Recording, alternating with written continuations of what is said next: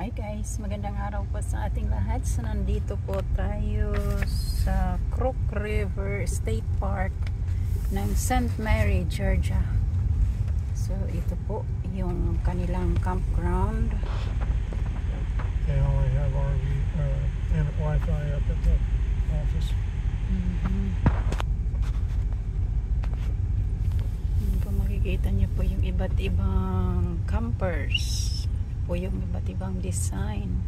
Napakaganda po dito kasi mga pine trees at mga anahaw or palm trees. This one on the right side. Thank you so much sa lahat po ng sumusuporta sa ating channel or sa ating page or sa ating YouTube channel at maging sa ating Reels FB. Thank you po. Super ganda po ng location dito. Meron po dito bayside. Pwede po dito mag-fishing, pwede rin po mag-biking. Ang dami pong hiking trails. Pwede mag-walking. So, super ganda po ito.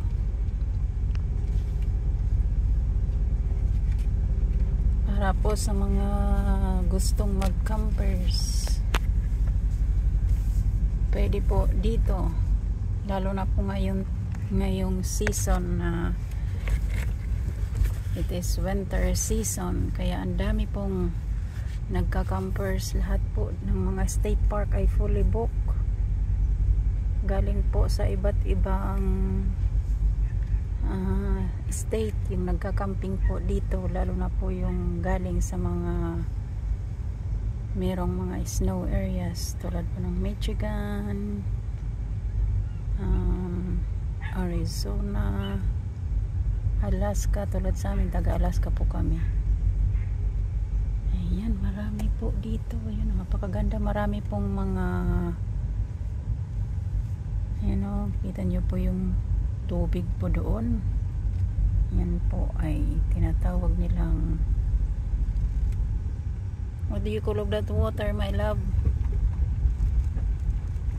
And look, there is trees down there. There is our number, site number 11, number 12, 22. What number are we? 22.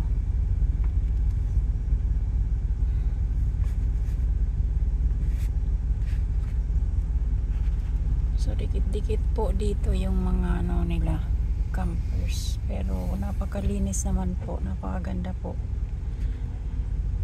Thank you so much for watching.